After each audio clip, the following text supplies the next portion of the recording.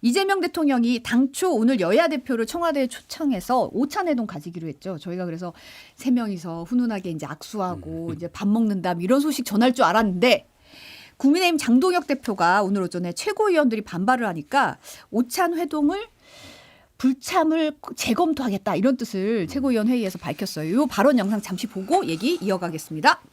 우리 여러 최고위원님이 말씀하신 것처럼 시기상으로나 여러 가지 면을 봤을 때 부부싸움하고 둘이 화해하겠다고 옆집 아저씨 불러놓는 꼴이라는 것을 충분히 알고 있었습니다. 그런데 그 이후에 법사위에서 대한민국의 사법 시스템을 완전히 무너뜨리는 그런 일이 또 한 번 벌어졌습니다.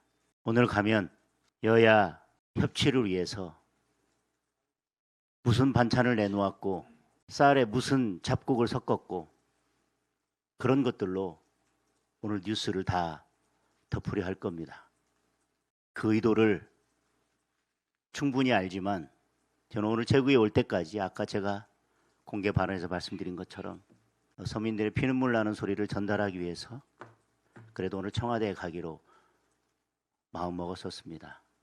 그러나 오늘 여러 최고위원님들께서 저에게 다시 재고해 줄 것을 요청하셨기 때문에 최고위 마치고 지도부와 함께 이 문제에 대해서 다시 논의하고 최종 결정을 하도록 하겠습니다.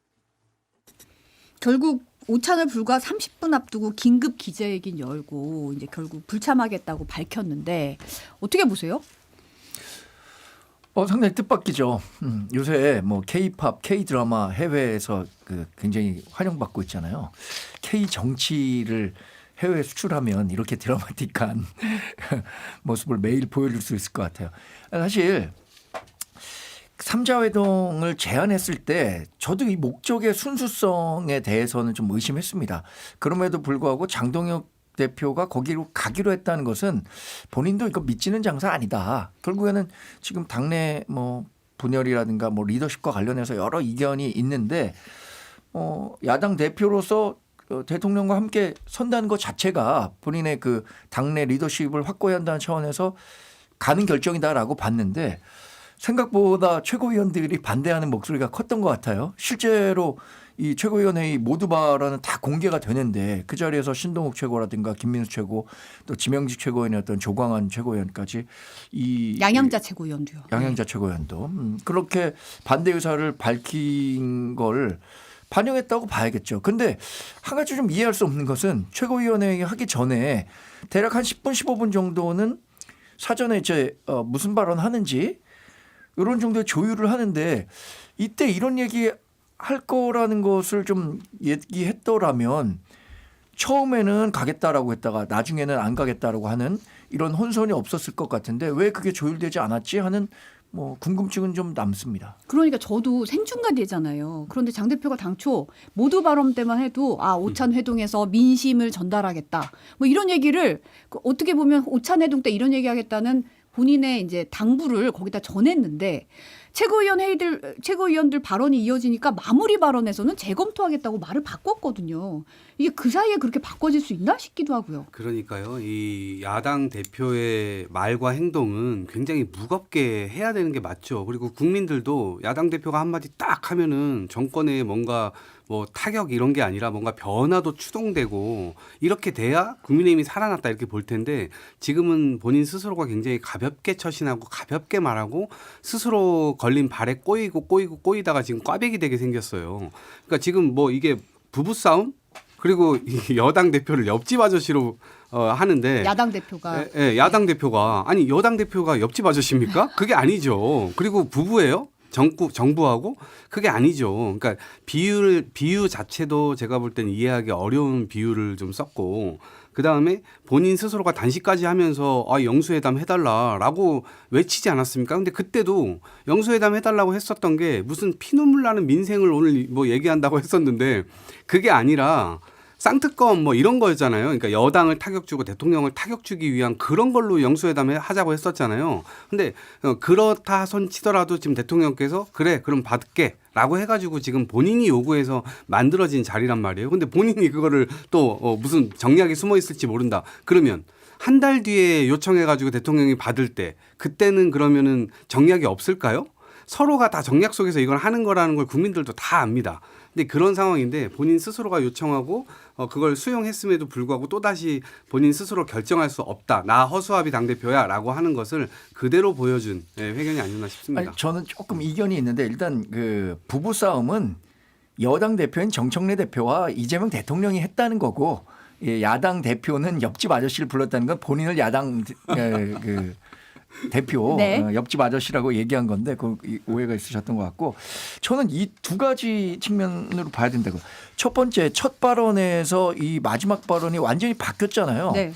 그러면은 앞서 말씀드린 것처럼 비공개 그 최고위원 그 사전 회의에서 최고위원과 당 대표 간에 전혀 이와 관련한 사전 협의가 없었던 거 그런 가능성이 있던 거랑 두 번째는 장동혁 대표가 내가 이런 생각으로 가겠다고 했지만 실제 발언이 나오는 걸 보니 아 내가 이 정도로 최고위원들의 의견을 잘 반영해서 당을 내 마음대로 운영하는 것이 아니라 이런 식의 의견을 잘 듣고 있다는 것을 보여주기 위한 건가?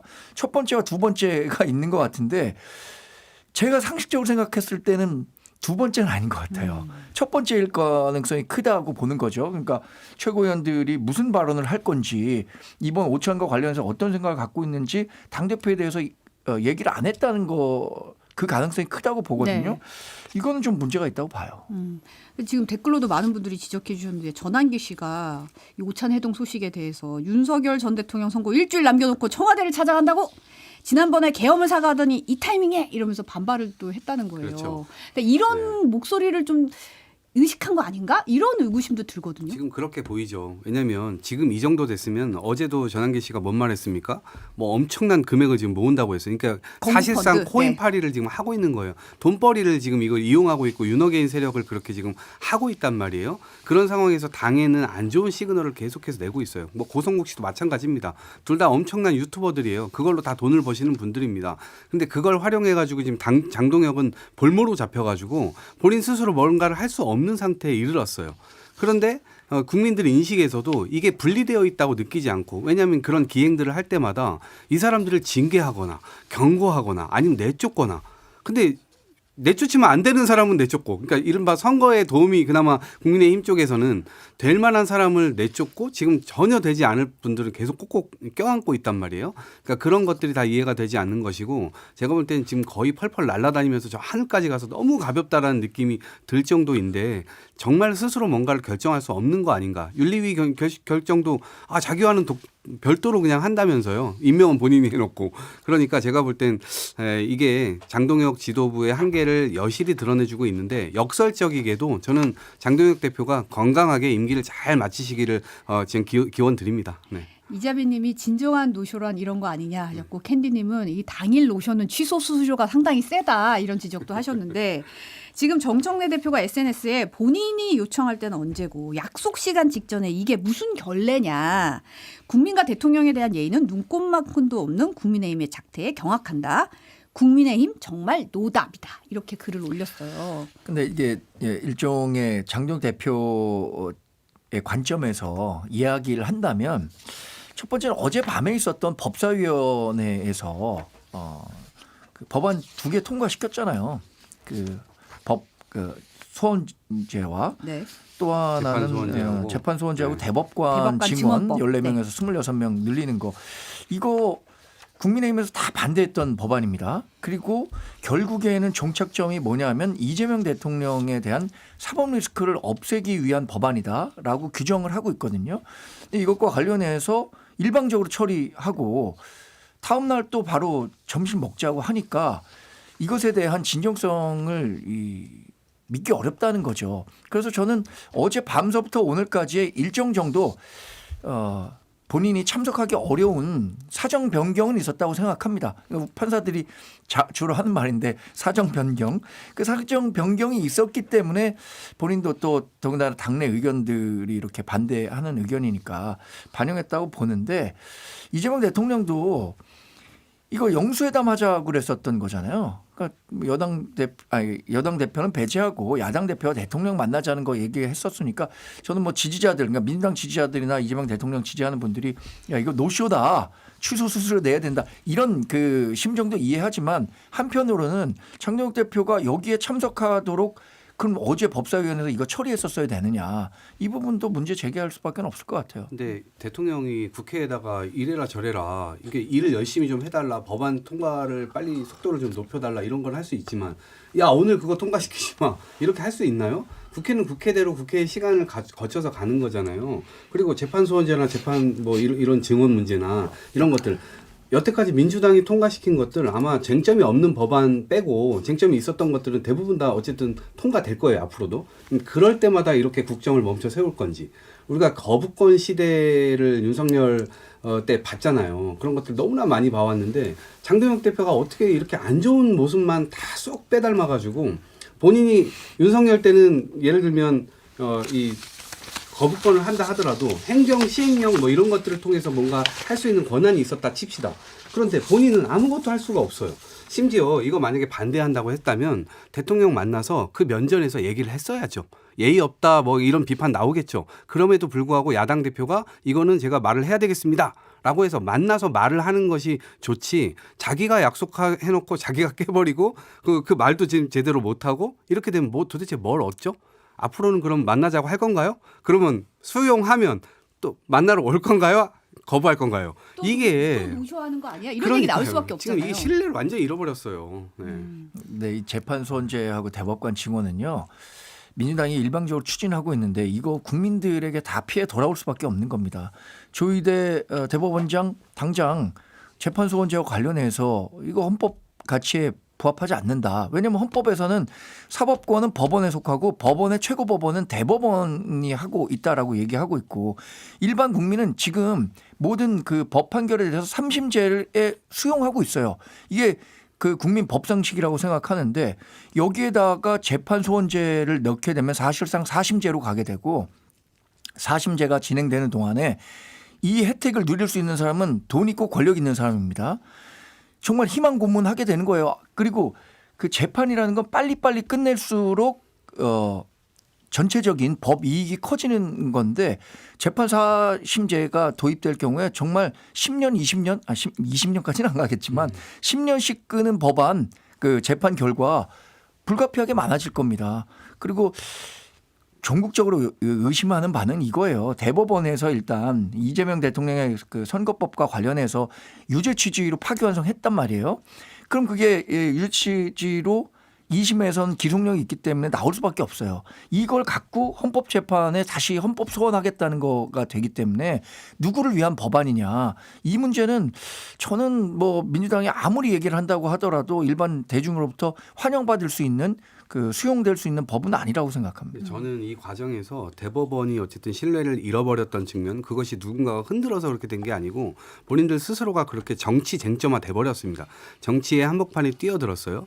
근데 이제 뭐 사심제라고 말씀을 하시는데 법사위에서도 이걸 통과시킨 게 아직 뭐 이제 본심은 남아 있습니다만 그냥 한 게 아니고 국민의 기본권을 좀 두텁게 보호해보자. 그리고 지금 어쨌든 대법원에서 나오는 것조차도 헌재로 가면 헌재에서 예를 들면 국민의 기본권이 제대로 지켜지지 않았던 통신 보호 비밀 뭐 압수수색 뭐 과잉 영장 이러한 부분들 그러한 부분들에 한정해가지고 심리를 받아볼 수 있도록 기회를 여자는 거예요. 모든 재판에 다 그렇게 하자는 건 아닙니다. 그렇기 때문에 저는 법사위에서는 충분히 논의했고 그동안 학계에서도 여러 차례 논의가 되어 왔고 심지어 헌재에서도 그거는 법안 발의가 필요하다라고 까지 얘기를 했습니다. 이미 우리 사회에 공론화가 되어 있었던 거예요. 물론 지금 얘기하신 대로 야당에서의 어떤 지적이라든가 혹은 재판 혼란 그리고 이제 국민들에게 결국 피해가 가면 안 된다는 지점에서는 저는 약간 뭐 본회의 전에 숙고할 필요는 있다고 생각합니다. 근데 그럼에도 불구하고 지금 이 모든 사태를 초래하게 된 것은 대법원이 정치에 뛰어들었던 것이고 그 신뢰를 본인들 스스로가 깎아먹었고 무엇보다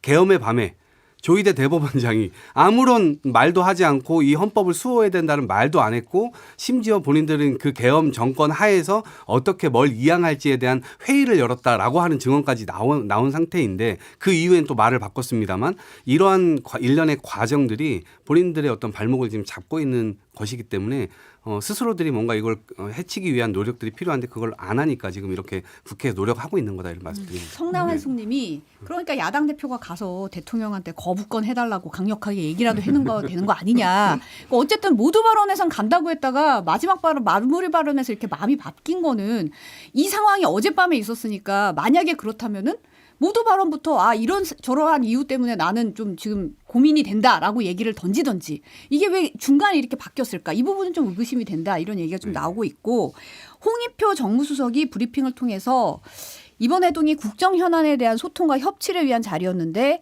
이 취지를 살릴 수 있는 기회를 놓쳤다는 것에 깊은 아쉬움을 전한다라고 밝히면서 이 헌법재판소법 개정안 단독 처리 이후로 오찬 불참 통보한 것에 대해서는 국회 상황과 연계해서 대통령과 약속한 일정 취소한 것에 대해서 매우 유감스럽게 생각한다. 국민의 입장에서는 국회 상황을 대통령실과 연계해서 설명한 건 매우 부적절하다고 지적을 했더라고요.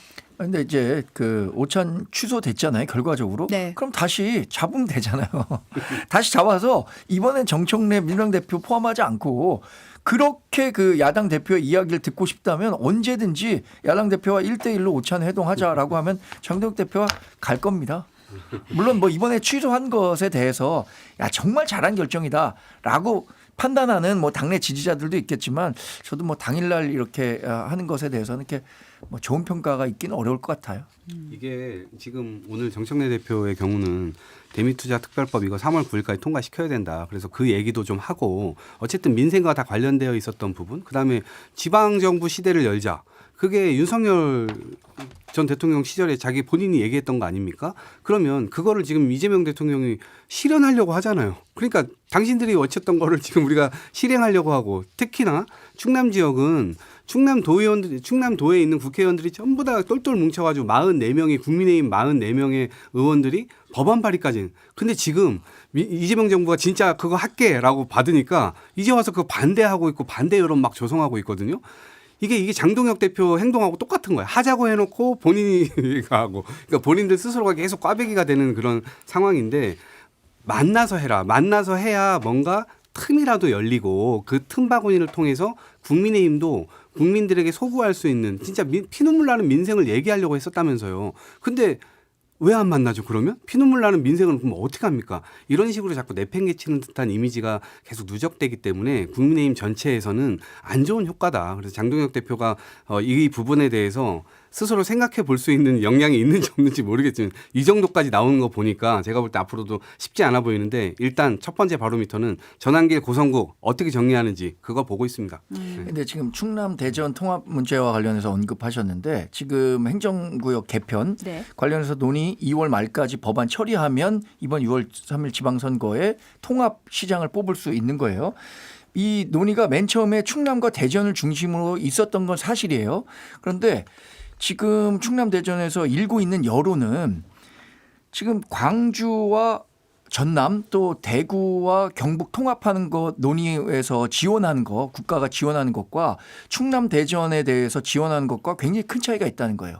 지원 금액의 차이가 있고 법률 안에 보면 그 광주 전남은 국가가 뭐뭐를 해야 한다라는 의무 조항들이 있어서 국가의 지원을 충분히 받을 수 있는 상황인데 저는 같은 법안이라면 똑같이 적용돼야 된다고 생각하거든요. 근데 충남 대전은 지원할 수 있다라는 임의 규정이에요. 이 부분에 대해서 충남도민과 대전 시민이 굉장히 반감이 크다는 것.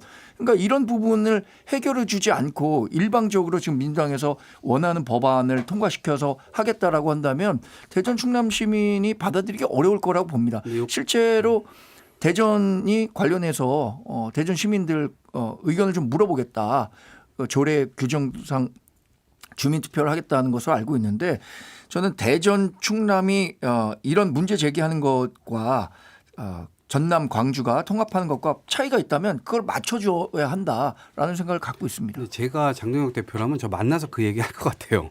그러니까 지금 국민의힘에서 요구하고 있는 건 뭐냐면 그 법안 제가 보니까 연방제 수준이에요. 완전히 독립된 나라를 자기네들이 하고 싶다라고 하는 거예요. 그거는 조금 훨씬 더 나간 얘기잖아요. 네. 그러니까 그거는 공감대 형성이 일단 먼저 돼야 돼요. 근데 일단은 이번에 하겠다고 하는 것은 이재명 대통령도 급진적으로 뭘 하자는 건 아니에요. 다만 그런 필요성에 대해서는 공감 공감하고 있기 때문에 연간 5조 원씩 지원하겠다. 그래서 총 20조 4년 동안 지원하겠다라고 하는 거거든요. 그래서 그것도 자율적으로 쓸 수 있도록 하겠다는 거예요. 그리고 수도권에서 먼 지역에 훨씬 더 많은 혜택을 주는 것은 그거는 공감대가 형성돼 있는 거 아닌가요? 부울경도 마찬가지고 대구 경북도 그 위치에 있기 때문에 그거 아마 공감할 겁니다. 그러면 충청도보다 충청도는 바로 붙어 있기 때문에 같이 이제 발전되는 효과들이 지금까지 있었으니까 교통도 그렇고요.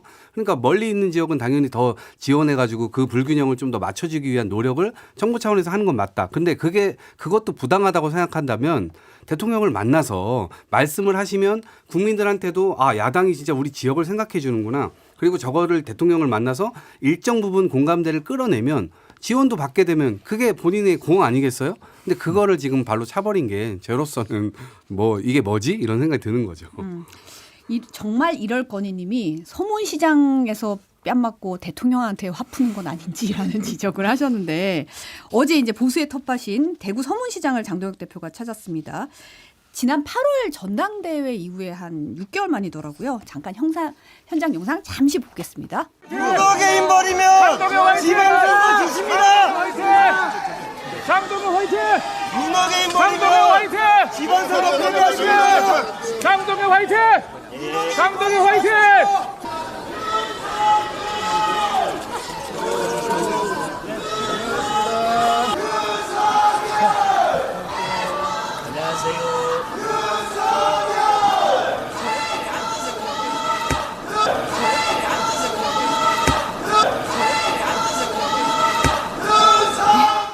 보니까 현장 영상이 혼란스럽습니다. 혼란스럽고 뭐 장동혁 화이팅부터 뭐 윤어게인 세력까지 뭐 혼란스러운 상황인데 영남일보의 현장 스케치 보도를 보니까 시장 분위기가 전반적으로 차분했다. 과거 보수 정당 지도부가 찾을 때마다 인파로 북적이던 모습과는 다소 차이가 있었다. 현장에서는 길이 뻥 뚫린다는 말도 나왔다고. 이렇게 이제 물론 이제 카메라로 찍을 때는 주변에 이제 웅성웅성하는 모습을 찍지만 전반적으로 봤을 때는 좀 한산한 분위기였다라는 얘기를 전하더라고요. 좀 머물던 시간도 한 50분 정도밖에 없었대요. 그래서 뭐 한 20여 분 상임회 관계자들과 면담하고 좀 공개 일정이 후루룩 진행이 되는 그런 모양새였다. 이런 지적이 나오는데 네. 어떻게 보세요? 어제 장동혁 대표가 정말 서문시장을 찾아서 이게 연출됐던 화면은 지금 국민의힘이 처한 현상을 그대로 보여주는 단면이라고 생각합니다. 한쪽에서는 윤석열 전 대통령, 아까 들으셨죠? 윤석열 대통령 이렇게 얘기하는 분들이 있고 그 장동혁 대표가 어묵 먹고 있는 데서는 어묵 장사는 무슨 얘기를 했냐면 아니 왜 한동훈 전 대표는 그 제명하고 오세훈 시장은 왜 또 자르려고 하는 거냐. 그렇게 너희들끼리 싸우는 거 진짜 보기 싫다. 이런 얘기를 하고 있다고 하잖아요.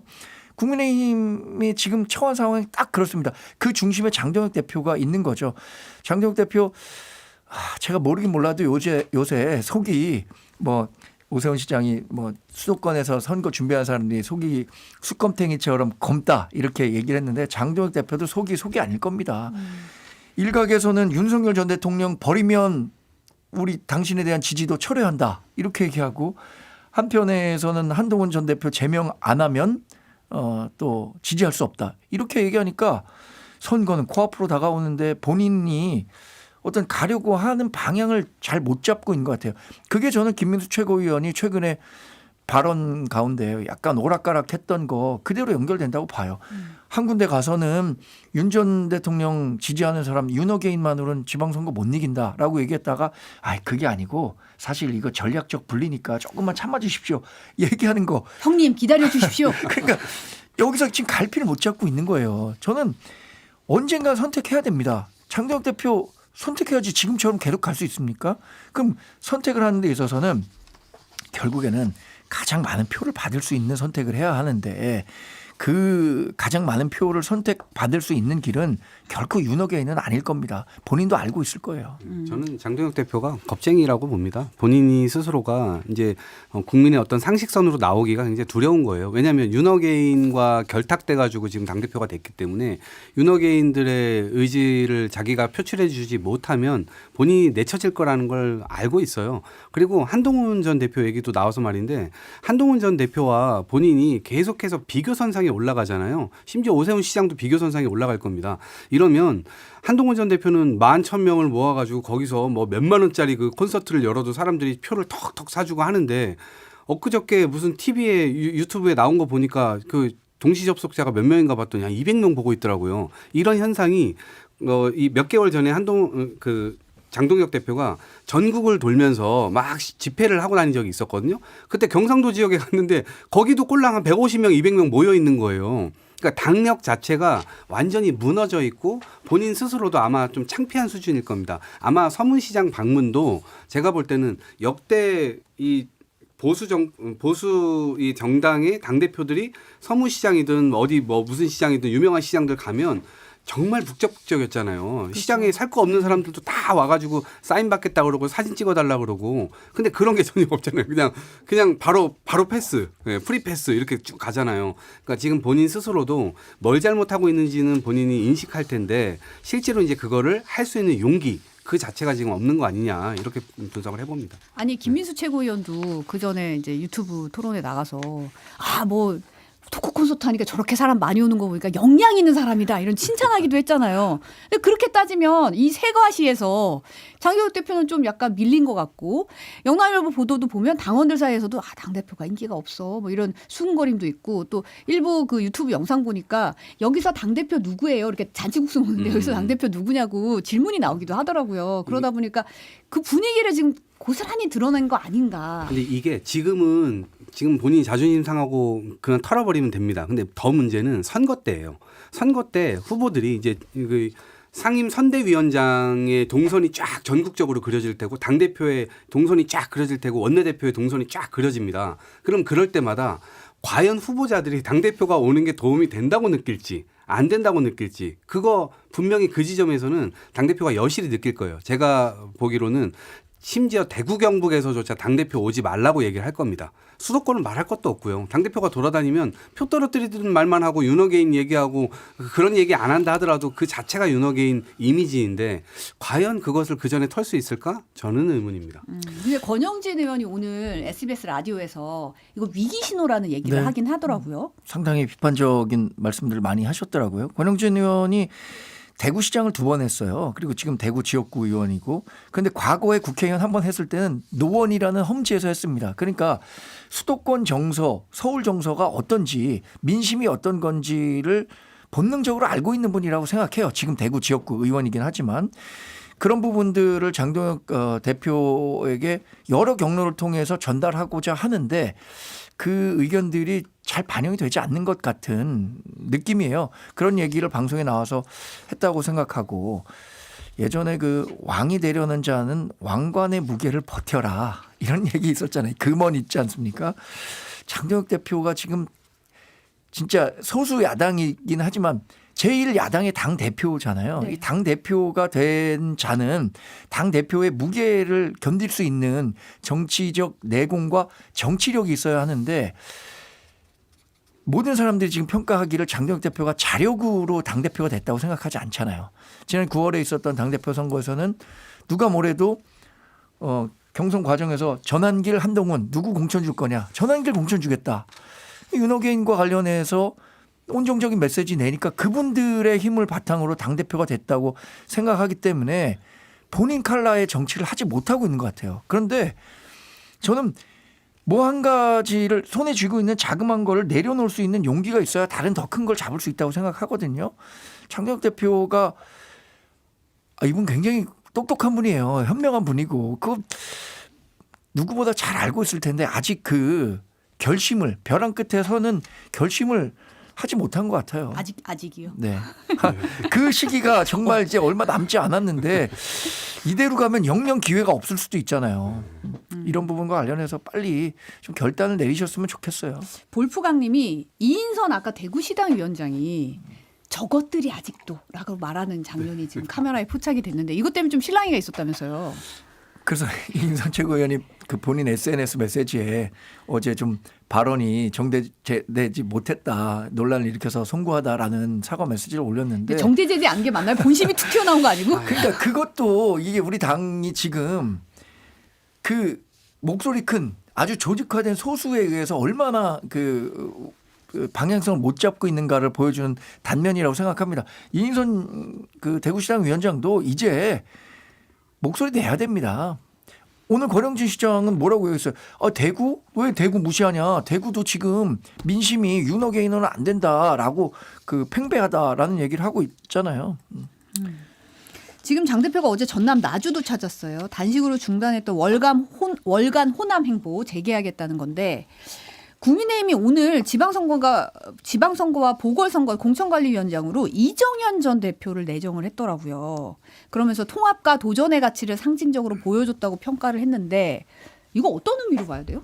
저는 기획력 자체가 되게 구리다라는 생각을 했어요. 너무- 아니 왜 이런 기획을 하지? 정말 호남에 제대로 된 메시지를 주려면요. 5.18 헌법 정신 그거 본인들 당원 당규에 정확하게 적혀 있잖아요. 네. 계승하겠다고. 그러면 고성국 씨 같은 전두환 어게인, 전 어게인을 외치고 있는 이 사람을 쳐내지 않으면 쳐내는 게 가장 큰 메시지입니다. 호남 안 가도 될걸요? 그리고 민주당에서 지금 헌법 개정 얘기하고 있어요.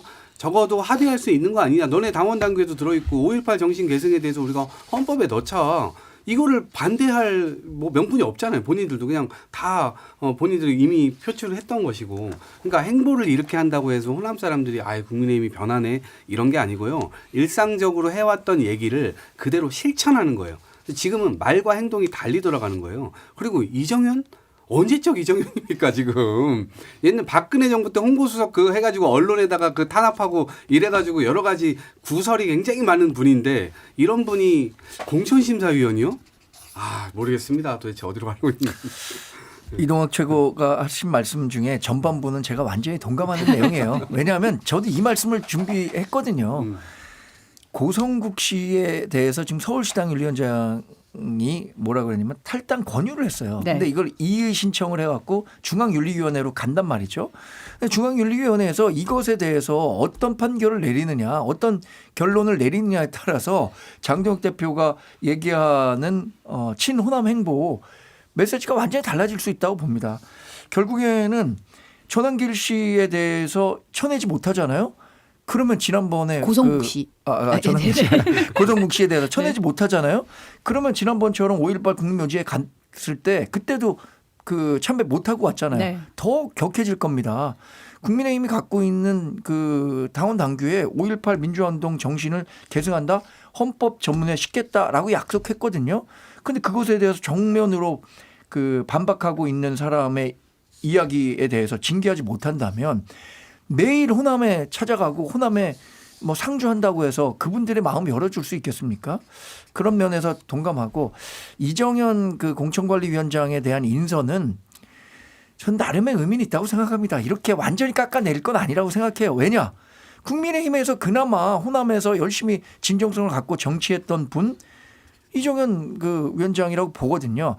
다만 이정현 위원장도 지난 탄핵 심판 과정에서 윤석열 전 대통령에 대한 그 판단 이게 좀 잘못된 게 있어요. 계엄 옹호하는 듯한 탄핵 잘못됐다라고 한 부분 이런 부분과 관련해서 이정현 그 공천관리위원장도 아마 자신의 판단이 틀렸다라는 정도의 메시지는 국민들께 내야 그 진정성이 있을 겁니다. 근데 사실은 저 이정현 이제 공관위원장 내정자 같은 경우도 박근혜 전 대통령 시절에 이력이 부각이 돼서 그렇지 돌이켜 보면 윤석열 정부 시절에 비서실장 후보군으로 계속 나왔던 분이에요. 그때 정진석 실장 되기 전에도 유력한 후보군의 언론의 홍합평이 계속 오르락 내리락 했던 게 이정현 전 대표거든요. 그럼 결과적으로는 넣었을 때 이 풀이 누구와 가까운 풀이냐 했을 때는 친윤 세력과 가까운 그룹 아닌가라는 의문이 들거든요. 그러니까 그렇죠. 장 대표가 뭘 지금 보고 있느냐 이걸 볼 수 있는 척도잖아요. 어떻게 보면 말씀하신 대로 고성국 씨가 어떻게 되느냐, 배현진 의원을 어떻게 할 것이냐, 그렇죠. 예. 이게 이제 앞으로의 바로미터가 되지 않을까 싶기도 한데요. 배현진 의원 같은 경우는 어제 그 소명하려고 나와가지고는 저는 이것도 참 새로운 소식이라고 생각하는 게 우리가 보통 저런 징계를 올릴 때 사실은 저 내막은 공천권과 관련된 거야라고 해석의 영역으로 두는데 당사자가 본인이 직접 나와서 이거 공천권 뺏으려고 그러는 거 아니냐라고 네. 그냥 직접 직격하더라고요. 그렇죠. 예.